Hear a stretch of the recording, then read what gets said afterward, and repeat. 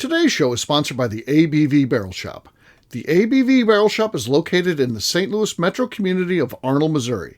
The ABV Barrel Shop is focused on one thing, single barrels. Best of all, you can try before you buy.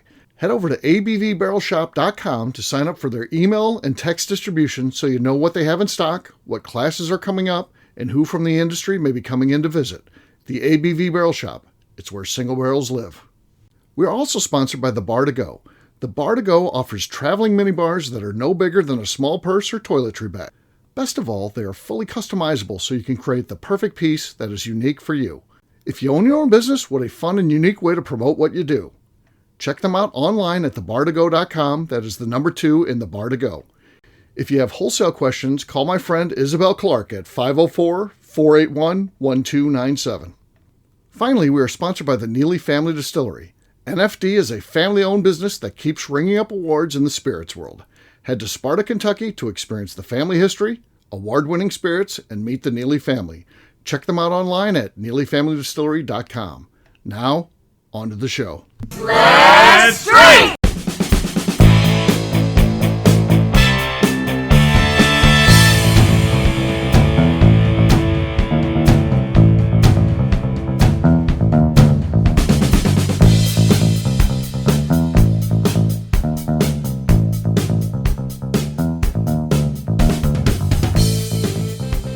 Welcome to the Bourbon Daily, the podcast about everything bourbon delivered to you every day of the week. Today on the show, we talk about what a barrel pick is like.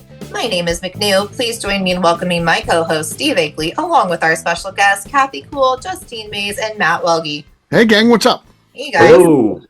Hey, so one thing, and again, the people on this this event probably think barrel pick. That's commonplace. We do so many of those. Ho hum, another barrel pick. It's not. I mean, there's so many people who are big bourbon fans have never even been on a pick. It's crazy to me. Those are special. We're going to talk about those again because there's probably people that are listening to this podcast that haven't been on one before. I just did one with. We did a festival pick for an upcoming festival we've got, and I did one with the team from Kanoa's Hawaiian Grill, so Chasten and Lindsay. Neither one of them have ever been on a pick, and Chasten's been in the business for years. He worked at Total Wine and stuff like that, and he was liquor store clerk, and, been around bourbon, a bourbon fan, never has been on a pick, and that's kind of commonplace.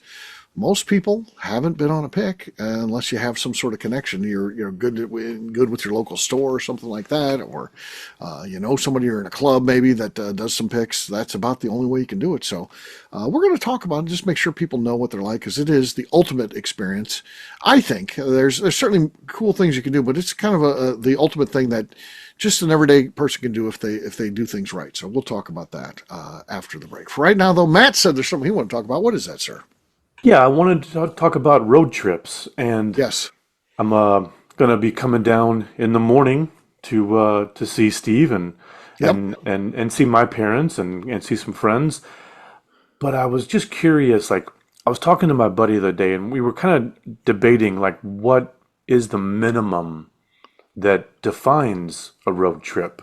If you're only going 3 hours across the state, can you call that a road trip? Does it require a certain distance? Does it require a certain number of stops?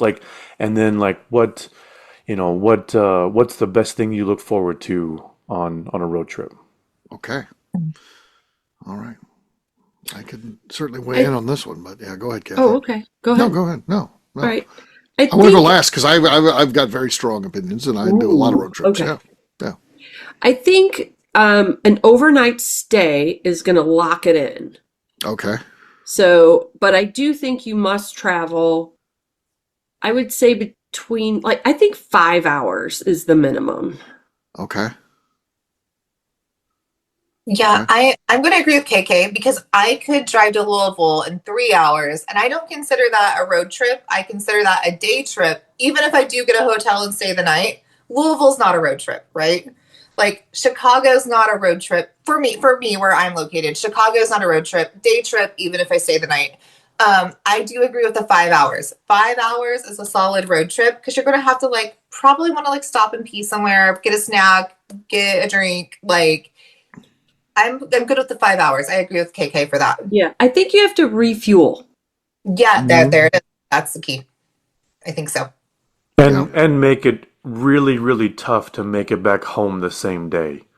Right. Five Yeah. hours would be hard unless you were literally going there to pick something up and then turn right around again. If you're going to spend an hour or two at your destination and then go 5 hours back, that would be pretty hard to do. So that 5 hours is it's a good timeline to say I'm not going to get this done in one day. Right. Yeah. 'Cause if you have a long event, like, if that's 10 hours of driving, if you're someplace for 6 hours, like that's a 16-hour day. Like you're probably not driving back. You could, but Yeah, you're but probably, you could drive to Louisville, stay there for 2 hours, and then make it Mhm. home. That's a full day, but it really wasn't a road trip. You were Yeah, back home the same exactly. day. Yeah. Yeah. Or I do it by my playlist. Like if I have a playlist where I'm like, this playlist is this many Taylor Swift albums. Like I do it by that, or it's this many like whatever's. I'm like, this is my road trip playlist. So if it's like a 6-hour playlist, and I do have those, they're not all Taylor Swift. There's multiple things on them, but I'm like, this is my road trip playlist. If I get through the playlist, that's a road trip. Okay. Justine, what's a road trip? I am going to differ and say like 3.5 hours for me as a road trip because it takes 3.5 hours to get from Lansing to Traverse City. And if I'm driving 3.5 hours, I am not coming back the same day. I have driven down to Kentucky and back in one day, and I will never ever do it ever again in my lifetime Hmm. and the next lifetime. So yeah, I'm gonna say that like 3.5 hours is in my book considered a road trip, and I'm also staying the night. Yeah. So I'll dial it back even further. I say 3 hours. To me, 3 hours door to door, my house to Springfield, Missouri. And we used to go to Springfield quite a bit. I used to work for a company in Springfield. I have to go there every 2 weeks. And it's a road trip. There's some planning involved. Where do I want to stop and get a meal? Or where do I want to stretch my legs? Probably most people are going to have to get gas, whether it's coming or going. You might not have to fill both ways. I get it. But there's going to be a gas stop. And I think that's part of a sign of a road trip. And I think that many people end up stopping on both, even on a 3 hour trip. We'll split it up. I'll drive longer if I'm driving 8 hours or 10 hours, but on a 3 hour one, I'll probably still stop one time just because you want to stretch the legs, maybe get some car snacks, that type of thing. So I think 3 hours or more is a road trip. I love the road trip. Everything about it's calming for me. It really is. I live a very hectic life with a lot of things. I'm busy. You guys see that. So sometimes I'm crabby. It all goes away on the road trip because I'm just have time to think through everything, and that's how my mind works. If I've got a problem, I'm working on, like, you might take notes to do if you had to fix something, you might take notes. Okay, I'm going to do this, and then I'm going to do this. My mind works like that. Where if I'm got a problem at the shop where I got to fix, or we got an event, or I can do that in my mind, and I can keep that list in my mind. But often I've got so many things going on, it's tough to work my mind like that. But when I'm on a road trip, it's just me and that road. I can sometimes I don't even have music on or podcasts or anything. It's just me thinking, and time goes by quick. I get it. People who hate road trips and hate long driving, I don't. I never hate it at all. I love it. If I had to do, if that's what my life was, just driving around and doing that, that'd be being a truck driver. I would have all the respect in the world for those folks. I couldn't do that. But on the occasional road trip where I can get my mind right, I think that's awesome, and I love the road trip. And I also love seeing stuff. There's nothing I want to do more when I retire than go on road trips, but stopping at all these cool places. Oh, I saw this bar on the show, or I was reading about this online. I want to stop and see this. I don't want to fly over all this cool stuff I want to see. I want to stop, and even if that extends my time out on the vacation, that's okay, because I want to experience things. I want to meet people and do things. I'm an introvert that loves doing things. I'm not an introvert who wants to sit in my house and suck my thumb and sit under a blanket. I want to be out there doing stuff, and I think it opens me up and helps me with a person who's naturally shy by going to places I don't know where I'm not expected to know anybody. It's easier for me than going in and I kind of know people now. I got to come up with talk to keep them entertained and stuff. If I don't know anybody, I'm on the same page there. They don't know who I am, so I like it. I don't know. The road It's trip's easy to awesome.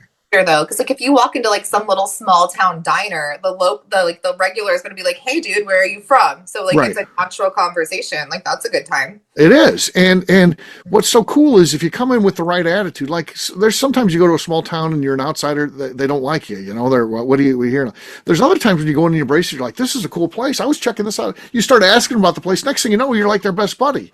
You know, they're talking to you. They're excited that you're there, and I love that I love that feeling.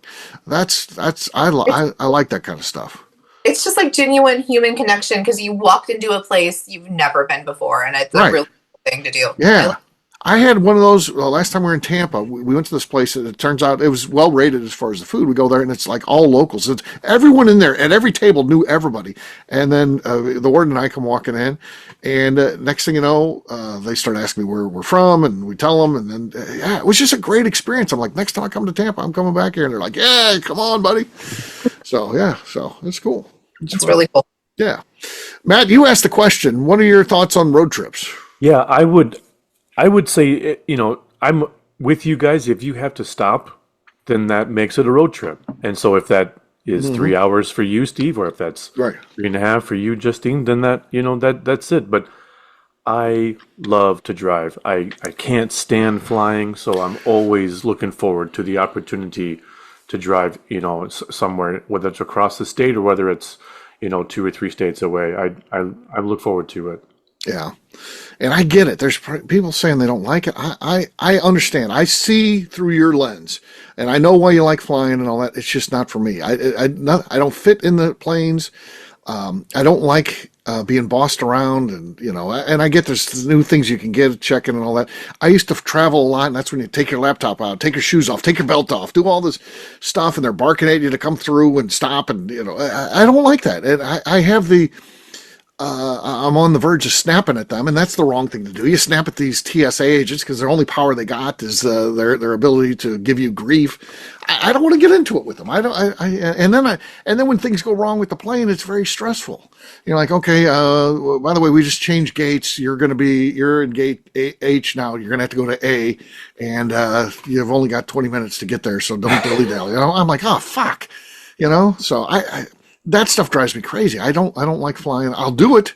People, are you scared of flying? I'm not scared of flying. I don't, I'll fly when I need to.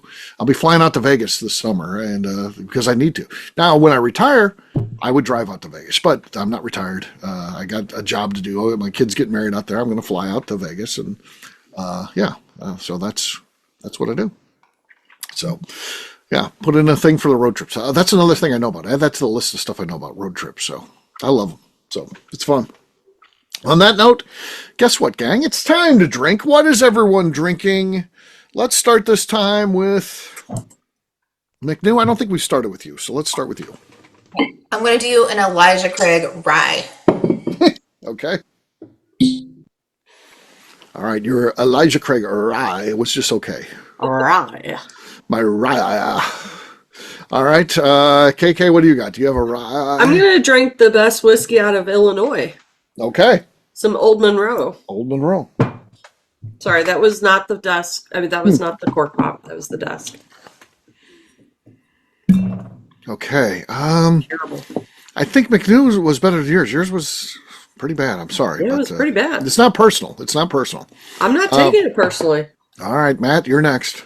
Got Rebel Cask Strength. This is a single barrel I was a part of back when it was Heaven Hill Juice. Okay. I think that's our lead. Subtle. That was subtle. I think it's the lead. Yeah. It's fine. It wasn't great, Matt, but you got the lead. Justine's Fine. next. It was fine. It was kind of like a PBS style cork pop. Yes. It was very Matt. It was not. It was very polite. Yeah. I have MB Roland rye. Okay. No, not enough. Matt has the lead. I'm coming at you, Matt, though. I have opened this. I have got one pour out of this bottle. This is a Boxing Bear. I think this is number 14 or 15. It's called Mostly Done. That I sell the stuff. I've known Demetrius longer than anybody that comes in the shop. but I don't remember the stuff like they do. And so they'll be yelling at me, "Why did you get that wrong?" I don't know. I can't remember that stuff. So it's good though. Let's see what we got here. Oh, That was great! Wow, beautiful. that thing was crazy. So yes, I don't think anybody can challenge that one. That's a win. So cheers, gang. Cheers, Steve. All right. We'll take a quick break, and then when we come back, we're going to be talking about barrel picks. What are they like? Why do we like them so much? We'll do that in just a few.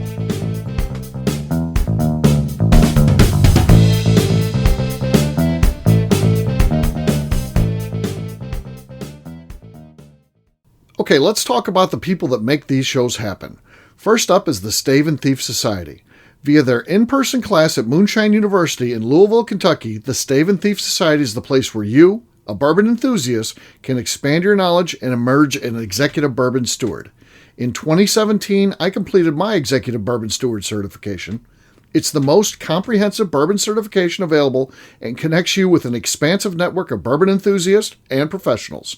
Check out the full listing of in-person and online certifications and join the society today by enrolling at staveandthief.com. Speaking of Executive Bourbon Steward certification, the ABV Barrel Shop in St. Louis, Missouri has developed a unique partnership with the Stave and Thief Society to offer a preparatory class to assist you in getting your Executive Bourbon Steward certification. This prep class costs only $25 and is available to take live or online via Zoom. Graduates of our class receive a coupon code good for 15% off your Executive Bourbon Steward certification held in Louisville, Kentucky. This saves you almost $90. Additionally, you can collaborate with fellow attendees to split travel costs when you go to Louisville. If you're interested in signing up for the class, simply head over to abvbarrelshop.com and check out the classes and events page. Last but not least, we are sponsored by Neely Family Distillery. Royce Neely is the 11th generation distiller in one of America's oldest distilling families.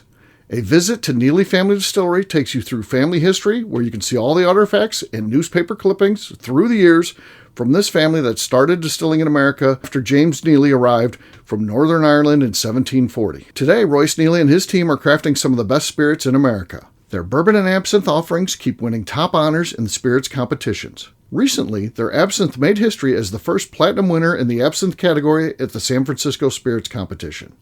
Neely Family Distillery is definitely a bucket list destination if you are a bourbon fan. Learn more about their spirit offerings, visiting their facility, and the awards they have collected over at NeelyFamilyDistillery.com. And now, back to the show.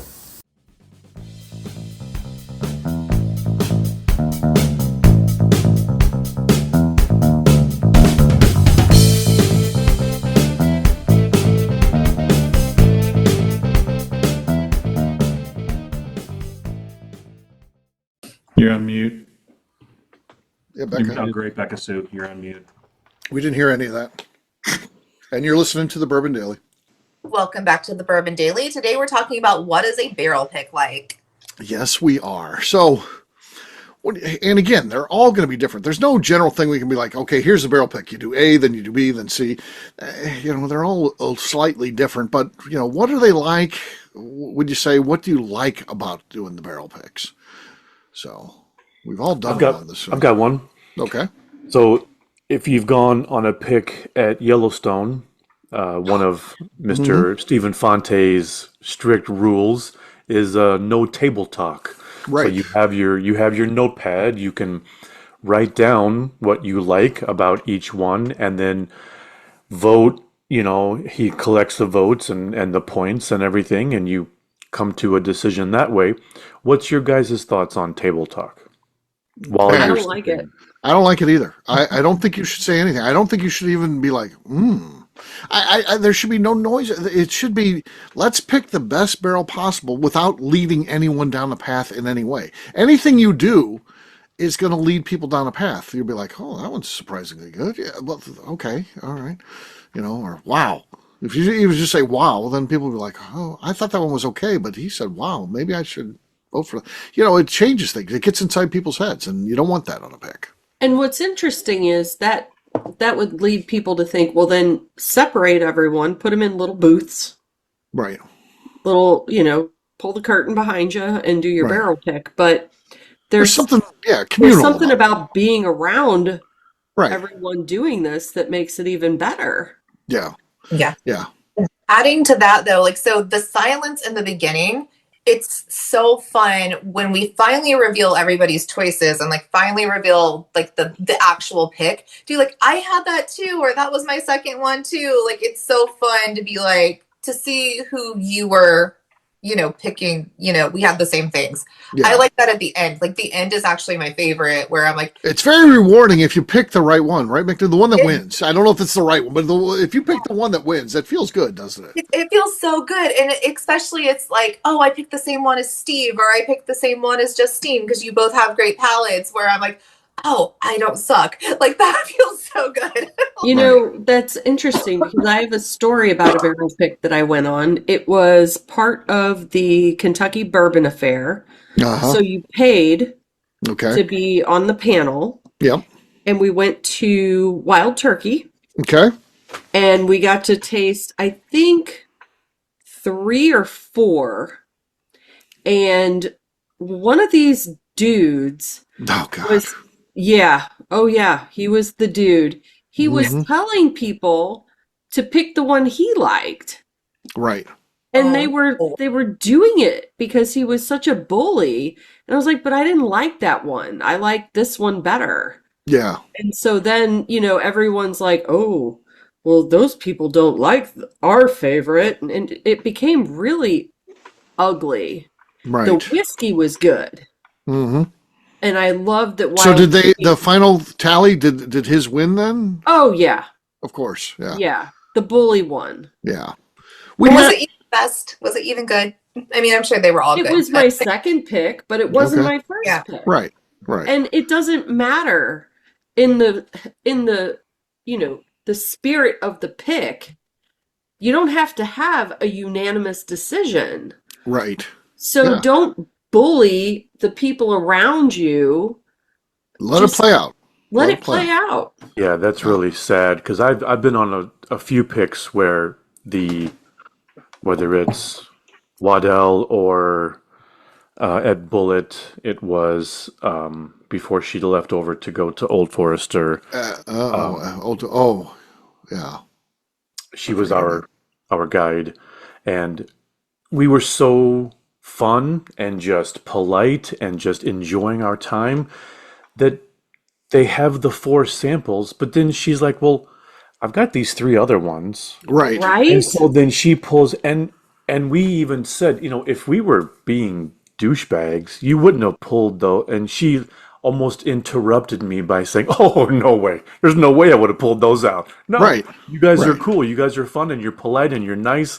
So I think just having good manners and being polite, and like you said, Kathy, not bullying each other, I think Yeah. it goes a long way because Waddle, he pulled out a barrel that they were going to pick for their store pick. Have you had their store picks? Like in their gift Yeah. shop single Yeah. barrel? Fearless. Yeah. Sure. We got to pick one of those because he was Right. like, if you guys don't choose this, it's going to be a gift shop single barrel.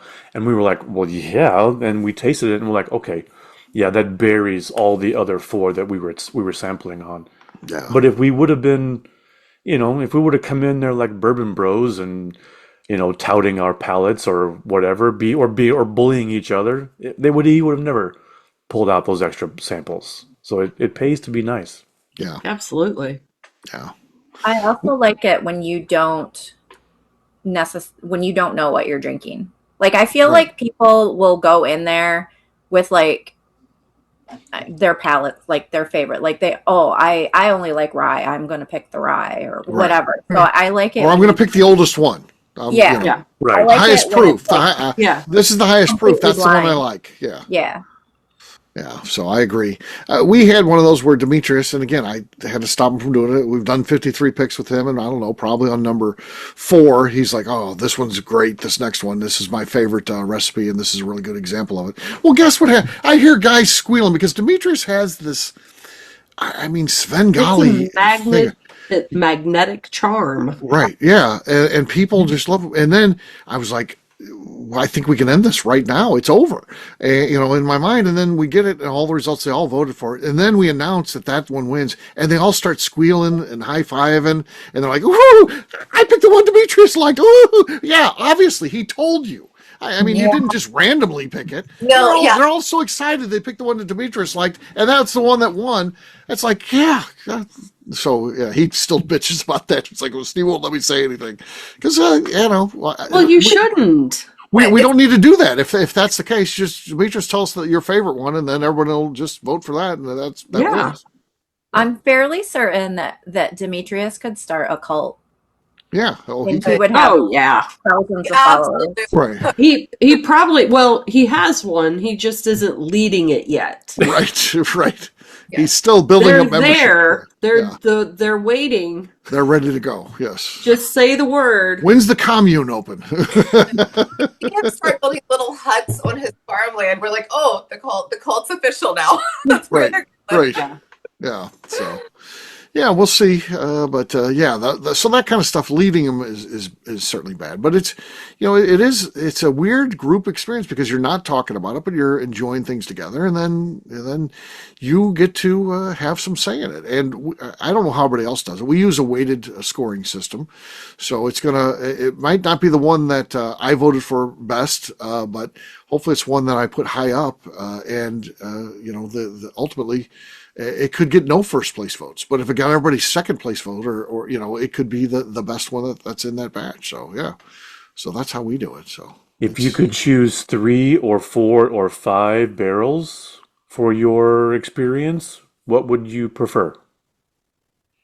what You do mean like choices? Yeah, you're choosing among 3 or choosing among 4 or choosing among Oh, the 5. more the better, What- but not like 18. Right. At some point, your palate becomes fatigued and it's paralysis by analysis. But what's a good number for you? So with question, I think that I hate when you go to a barrel pick and they only give you those little tiny bottles of water. I'm like, if we're gonna pick from 5 barrels, give me like two of these. Like, give more Okay. water during more barrel. water? Okay, More water.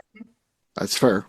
I think I like at least 6. Right. And then, maybe between 6 and 10 is a sweet spot. And then beyond 10, I can't remember what I had on number 1. Mm-hmm.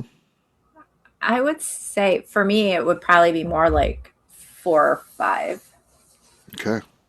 I get too overwhelmed when I have too many choices. Okay. I don't suffer from the things other people do. My palate must be different. I don't get what people call palate. I can do 30 of them and be fine. And I've done, Demetrius, we've done 18, and I've been set through 2 barrel picks, so 36. But I know that's not good for the. If Demetrius would ask me, I would be like, let's do 9 because you have 9 different mash bills. Let's do an example of each mash bill, and that's the perfect barrel pick. So somewhere in the 8-ish, I would say, is the right amount. 2 or 3, you get some that just the big guys want to give you 3. That's really not enough. It's not. You only get so much diversity in the barrels with 3 different ones. So I like more like 8. I think is kind of. And are they sending 3 they want to get rid of, or are they sending 3 good ones? Right. Just depends on the place. Yeah. I mean, they got to sell all of them, right? So yeah. So that's the funny thing about these liquor stores that never do barrel picks. They don't taste the stuff. They're like, send us, have your master distiller select the barrel. I know what those are. They're This not. this one's been in 10 different picks. No one's ever picked it. Oh, there you go. Here's yours. The master distiller personally selected this for you. Yeah. I'm like, oh.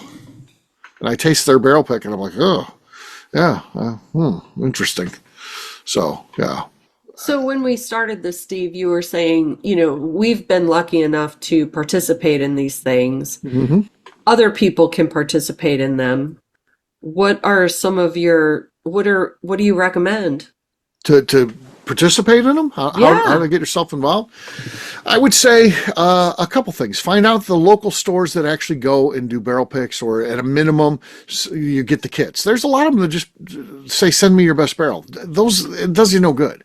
unless you develop a really great relationship with them and be like, hey, we should do this a different way. I can help you coordinate this and pick it. Maybe that's a possibility if you're in good with them. So develop a relationship with the liquor stores, whatever they are. Get involved in that. And then the other one too, most cities, if you're in a decent sized city, is going to have some sort of bourbon club that probably does barrel picks, and that's the way that you certainly can get involved too. Now, most of them these days, bourbon clubs are about making money for the people that set it up. And so you're probably going to have to pay to get involved. And, it's usually set up the more you pay, the more treats that you get to be on the barrel picks and stuff like that. So that's a possibility. But, if you want to become a syndicate member at the ABV Barrel Shop. You can. And if you're like, well, I don't live in St. Louis, it doesn't make sense. And I get it. That a lot of stuff we do is geared towards St. Louis, parties and stuff like that. You probably don't get to participate in those. But if you're looking to do barrel picks and you're like, I want to do these in Kentucky, well, we do Kentucky barrel picks. And you would be given advantage over other people, because you probably don't get to do the other things. We always do ours. We don't just randomly draw typically, unless there's a situation where it's like everyone's kind of done the same amount of picks and stuff like that. Then it'll be a random draw situation. But we'll look at, has this person done things, or if they're out of town, we can actually see them and hang out with them. They want to go on a Kentucky pick. We'll make sure that they get to be part of it. So yeah, the syndicate is certainly a way to do it. If we just want to plug what we do at the ABV Barrel Shop. So consider joining that. Call the shop, talk to either Darren or I, and we can tell you about what all that encompasses and how it works. But yeah, it's a great way to get involved in picks. And if you are willing to travel, your job's flexible and you can go to Kentucky or Wisconsin and other places. I'm telling you, most picks that we do that are out of town, out of St. Louis, we're not full.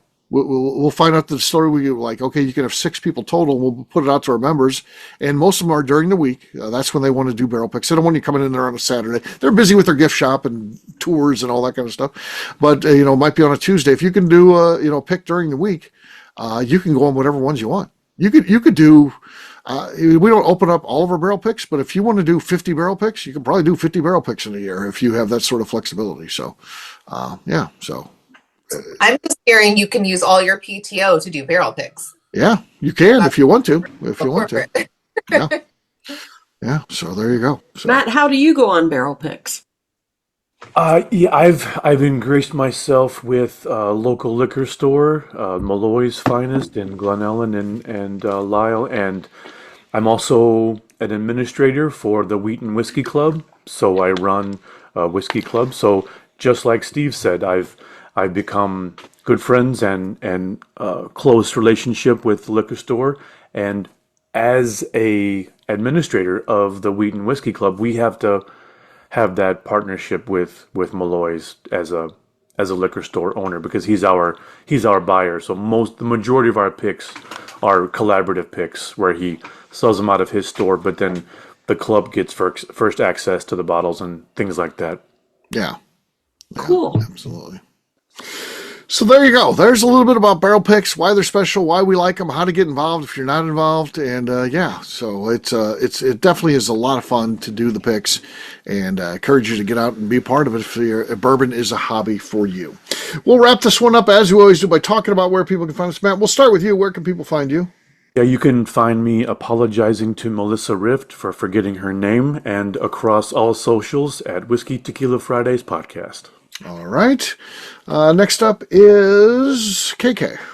You can find me on Instagram at KKCastStrength. All right. Justine. You can find me on Instagram at JA_Maze. All right. McNew. I'm on Instagram at McNew_ABV. All right, for me, I'm an easy guy to find. I'm at Steve Akeley across all social media. And also check out abvnetwork.com where we put our content, and abvbarrelshop.com where we talk about the barrel shop. You want to get our contact information, call us about the syndicate, you can do that over at abvbarrelshop.com. McNew, anything else to say before we get out of here? I'd like to remind the audience to please give us a 5-star review that includes comments. It helps new people find the show, which is very important to us. And if you like what we're doing, we ask that you please visit our Patreon page at patreon.com/the ABV Network. Great job today, gang. For audience, we'll have a brand new show for you tomorrow. Looking forward to that. Until then, take care, everybody. See ya. Bye. Bye. Peace.